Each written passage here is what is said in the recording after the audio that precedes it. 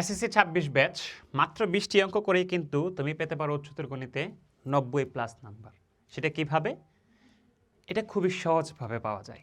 Just আমার দিকে একটু খেয়াল করো, বোর্ডের দিকে খেয়াল করো, ভিডিওটা ভালো করে দেখো এবং বেশি বেশি শেয়ার করো। কারণ তুমি শুধু একাই ২০টি অঙ্ক করে ৯০+ নম্বর নিশ্চিত করার চেয়ে ভালো ব্যাপার হচ্ছে তোমার বন্ধু যারা আছে সবাইকে নিয়ে একসাথে উচ্চতর গণিতে ৯০+ নম্বর নিশ্চিত করা মাত্র ২০টি অঙ্ক করি। দেখো এটা কিভাবে, এটা কি আদৌ সম্ভব? হ্যাঁ, এটা সম্ভব। কারণ এটা খুবই চমৎকারভাবে সম্ভব।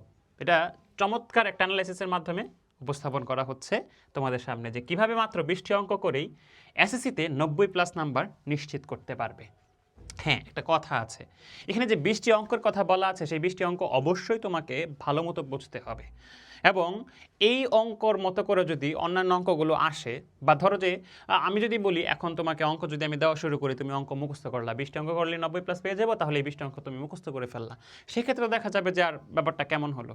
ব্যাপারটা হচ্ছে যে তুমি ২০টা অঙ্ক দিলাম, ২০টা অঙ্ক তুমি মুখস্থ করে ফেললা, জাস্ট পরে পি এর জায়গাতে তোমার ধরো যে এ দিয়ে দিল আর কিউ এর জায়গাতে বি দিয়ে দিল, তুমি আর অঙ্ক পারলা না। সেক্ষেত্রে তো তোমার জন্য এটা প্রযোজ্য না। ২০টা অঙ্ক তুমি এমনভাবেই করবে যে এই অঙ্কের মতো করে যদি কোনো অঙ্ক আসে তুমি অবশ্যই এটা চিনতে পারবে, বুঝতে পারবে এবং এটা অ্যান্সার করে আসতে পারবে। সেক্ষেত্রে ২০টি অঙ্ক করেই মাত্র ৯০ নম্বর নিশ্চিত করা কিন্তু খুবই সম্ভব। তাহলে চলো আমরা দেখে ফেলি কীভাবে সেটা। অসীম ধারা আগেই তোমাদেরকে একটু বলে দিই, আমাদের কিন্তু বিভাগ ভিত্তিকভাবে যদি আমরা টেকনিক্যালি অ্যান্সার করি তাহলে আমাদের জন্য ব্যাপারটা সহজ হয়ে যাবে। আমাদের ক বিভাগ থেকে আমাদের থাকবে হচ্ছে 3টা সৃজনশীল এবং খ বিভাগ থেকে থাকবে হচ্ছে আমাদের 2টা সৃজনশীল এবং গ বিভাগ থেকে থাকবে হচ্ছে আমাদের 2টা সৃজনশীল। 3টি বিভাগে প্রশ্নটা হবে, যেখানে ক বিভাগ হচ্ছে বীজগণিত অংশ, খ বিভাগ হচ্ছে আমাদের জ্যামিতি ও ভেক্টর অংশ। জ্যামিতি আসলে একটা ভেক্টর আসলে একটা জ্যামিতিরই অংশ, তো জ্যামিতি ও ভেক্টর আলাদা করে নামকরণ করে কি আছে আমি জানি না ঠিক। তো জ্যামিতি ও ভেক্টর খ বিভাগ এবং গ বিভাগ হচ্ছে সম্ভাবনা ও ত্রিকোণমিতি। প্রত্যেক বিভাগ হতে একটি করে মোট 4টি প্রশ্ন উত্তর দিতে হবে। তাহলে এখান থেকে তোমাকে একটা মাস্ট অ্যান্সার করা লাগবে, এখান থেকে একটা মাস্ট অ্যান্সার করা লাগবে, এখান থেকে একটা মাস্ট অ্যান্সার করা লাগবে। তাহলে হলো মোট 3টা, আর বাকি একটা তুমি যে কোনো জায়গা থেকে দিলেই হবে।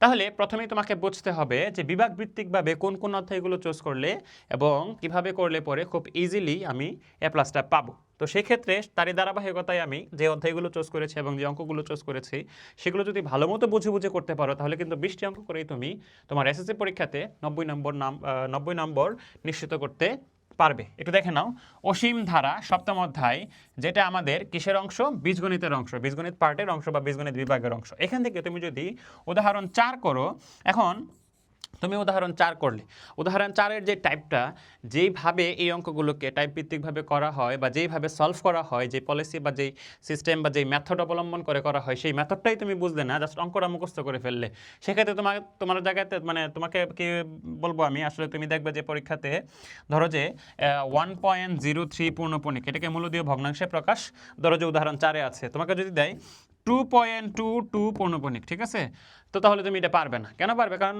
পারবে না কেন? কারণ তুমি এটা মুখস্থ করে ফেলেছো। তো এরকম যদি না করো তাহলে উদাহরণ 4 অনুশীলনী 7-এর 12-এর ক, অনুশীলনী 7-এর 16-এর খ তুমি যদি করে ফেলো তাহলে এই 3টা অঙ্ক করলেই কিন্তু তোমার সপ্তম অধ্যায়টা ক্লিয়ার হয়ে যাবে। জাস্ট 3টা অঙ্ক করলেই সপ্তম অধ্যায় ক্লিয়ার। এবার আসো সপ্তম অধ্যায়ের সাথে কি করবে ভাইয়া? সপ্তম অধ্যায়ের সাথে দশম অধ্যায়টা মিক্সড করে, সপ্তম অধ্যায়ের সাথে দশম অধ্যায় মিক্সড করে একটা সৃজনশীল দিবে। সপ্তম অধ্যায়ের সাথে দশম অধ্যায় মিক্সড করে কি করবে? একটা সৃজনশীল দিবে। তাহলে দশম অধ্যায় কি কি আছে? 10.1-এর 3, উদাহরণ 10, 10.2-এর 10, 10.2-এর 16-এর গ। অঙ্ক হলো মোট আমার কয়টা ভাইয়া? অঙ্ক হলো মোট আমার 4টা। এখানে হলো আমাদের মোট 4টা আর ওখানে ছিল আমাদের মোট 3টা। ওখানে কি ছিল? অঙ্ক হচ্ছে আমার মোট 3টা অঙ্ক। হ্যাঁ, 4টা 3টা কয়টা হলো আমাদের? 7টা অঙ্ক। দেখো তুমি যদি এগুলো বুঝে বুঝে পড়ো তাহলে অনুশীলনী 10.3-এর 10.1-এর 3 যেটা, এটা কিন্তু আমাদের উদাহরণ 4 হুবহু একই টাইপের অঙ্ক। আবার উদাহরণ 10 যেটা, সেটা কিন্তু আমাদের অনুশীলনী 10.2-এর 14 এবং 15 যাই বলি না কেন হুবহু এটার মতো। তাহলে তুমি একটা অঙ্ক বুঝলে কিন্তু অন্য একটা অঙ্ক ইজিলি পেরে যাচ্ছ। তাহলে 10 পুরাটাকে ক্লিয়ার করতে আমাদের অঙ্কের প্রয়োজন মাত্র 4টা। অঙ্কের প্রয়োজন কয়টা? মাত্র 4টা। তাহলে এই 2টা অধ্যায় করে 7 এবং 10 করে, 7 এবং 10 থেকে তোমার অঙ্ক আছে কয়টা? 7 এবং 10 থেকে অঙ্ক আছে 7টা। এই 7টা করে কিন্তু তুমি একটা সৃজনশীল কমন ফেলতে পারছো তোমার এসএসসি পরীক্ষাতে। তাহলে চলে গেল আমাদের ক বিভাগ। ক বিভাগ ক্লিয়ার। ক বিভাগ থেকে একটা দিতে হবে, একটা হয়ে গেল। এবার আসো খ বিভাগে জ্যামিতি ও ভেক্টর, এটা হচ্ছে আমাদের খ বিভাগ। তো জ্যামিতি ও ভেক্টরের প্রথম যে চ্যাপ্টারটা আমি চুজ করেছি সেটা হচ্ছে ভেক্টর, কারণ জ্যামিতিতে আরেকটা জিনিস আছে যেটা হচ্ছে স্থানাঙ্ক জ্যামিতি 11তম অধ্যায়। তো এখানে অনেকগুলো অঙ্ক করা লাগে, এই জন্য আমি যেহেতু এখান থেকে আমার দুইটা সৃজনশীল পরীক্ষা তো অবশ্যই থাকবে জ্যামিতি ও ভেক্টর থেকে, তো স্থানাঙ্ক থেকে থাকবে একটা, ভেক্টর থেকে থাকবে একটা, স্থানাঙ্ক জ্যামিতি থেকে থাকবে একটা, ভেক্টর থেকে থাকবে একটা। সো ভেক্টরটাকে আমি চুজ করলাম কারণ ভেক্টরে মাত্র 4টা অঙ্ক করলেই পুরো ভেক্টর ক্লিয়ার।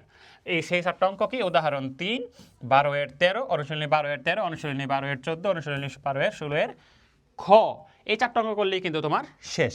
এরপরেও যদি তুমি রিস্ক ফ্রি থাকতে চাও, এখানে একটা ঘটনা দেখো আবার, যদি উদাহরণ 3 কেউ ভালো করে বুঝো তাহলে অনুশীলনী 12-11 এবং 16 গ কিন্তু তুমি বুঝতে পারবে। হয়তো বা কিছু সিল ডিফারেন্স থাকতে পারে, খুব ছোটোখাটো একটু পার্থক্য থাকতে পারে, বাট তুমি যদি মানে তোমার বেসমেন্টটা যদি ক্লিয়ার হয় বা তোমার বেসিক ব্যাপারটা যদি ক্লিয়ার হয় উদাহরণ 3 সম্পর্কে, তাহলে অনুশীলনী 12-11 এবং 16 গ কিন্তু তুমি ইজিলি পেরে যাবে। এখন কেউ যদি মনে করো যে না আমি কমপ্লিটলি রিস্ক ফ্রি থাকবো, তাহলে তুমি অনুশীলনী 12তে উদাহরণ 4 এবং উদাহরণ 5 করে নিতে পারো, তবে এগুলো লেস ইম্পর্ট্যান্ট। এগুলো কি লেস ইম্পর্ট্যান্ট? তাহলে এখানে অঙ্ক আছে কয়টা? এখানে অঙ্ক আছে আমাদের 4টা। ওইখানে ছিল 7টা আর এখানে 4টা, মোট হলো কয়টা? 11টা অঙ্ক। মোট হলো কয়টা? 11টা অঙ্ক। তাহলে আমাদের খ বিভাগ থেকে যে অ্যান্সার করা লাগবে একটা সৃজনশীল ন্যূনতম, সেটাও কিন্তু আমাদের কমপ্লিট হয়ে গেল। ক বিভাগ থেকে একটা কমপ্লিট হলো, খ বিভাগ থেকে একটা কমপ্লিট হলো। মোট হলো 2টা অ্যান্সার শেষ এবং বোর্ডের নির্দেশনার কিন্তু অনেকটা অংশই শেষ। লাস্ট যে নির্দেশনা গ বিভাগ থেকেও তোমাকে একটা দিতে হবে, এটা হচ্ছে আমাদের গ বিভাগ।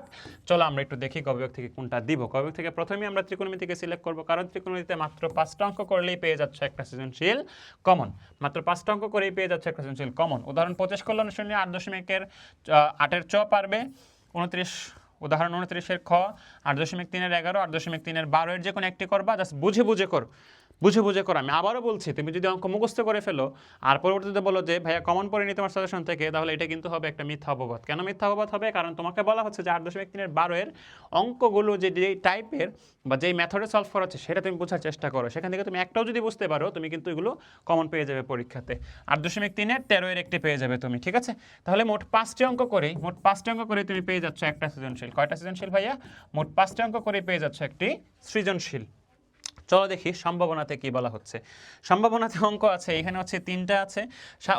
উদাহরণ 7 যদি করো তাহলে তুমি 8 পারবা, অনুশীলনী 14-এর 15-16 পারবে, 309 নাম্বার পেজের কাজ 14-এর 17-এর গ করবা, আর হচ্ছে অনুশীলনী 14-এর 18-এর গ করবা। এগুলো করলে এগুলো ইজিলি পারবে। তাহলে মোট এখানেও দাঁড়ালো 4টা করে তুমি পেয়ে যাচ্ছ একটা সৃজনশীল। তাহলে আমাদের গ বিভাগ থেকে দেওয়া লাগতো কি ভাইয়া বলো তো? গ বিভাগ থেকে একটা মিনিমাম দেওয়া লাগতো, কিন্তু আমরা পেয়ে যাচ্ছি গ বিভাগ থেকে 2টা। ত্রিকোণমিতি থেকে একটা পাবো, ত্রিকোণমিতি থেকে একটা পাবো এবং সম্ভাবনা থেকে একটা পাবো। 4টা অঙ্ক করে একটা সৃজনশীল। তাহলে এখানে 5টা অঙ্ক করে একটা, এখানে 4টা অঙ্ক করে একটা। গ বিভাগ থেকে আমার কি একটা মিনিমাম যেটা দেওয়ার কথা ছিল ওটা তো দিয়ে দেওয়া হয়েই গেছে, আর একটা অতিরিক্ত ছিল, এটা আমি অতিরিক্তটা দিয়ে আমার মোট 4টা সৃজনশীল কমপ্লিট করে ফেললাম। তাহলে এখানে 5 আর 4 হচ্ছে মোট 9, আর এখানে ছিল 11। তাহলে 9 আর 11 কত? 20। এই 20টা অঙ্ক যদি তুমি ঠিকঠাক মতো বুঝে শুনে করতে পারো, তাহলেই কিন্তু তুমি এই কথার যোগ্য বা এই কথার জন্য উপযুক্ত বলে বিবেচিত হবে। মাত্র 20টি অঙ্ক করেই তুমি তোমার এসএসসি পরীক্ষাতে 90 নম্বর নিশ্চিত করতে পারবে। আশা করি তোমরা আমার কথাগুলো ঠিকমতো বুঝতে পেরেছো। তো বুঝে এই জাস্ট 20টা অঙ্ক করে ফেলো, তুমি তোমার এসএসসি পরীক্ষাতে 90 নম্বর নিশ্চিত করে ফেলো উচ্চতর গণিতে। ভালো থাকো, সুস্থ থাকো।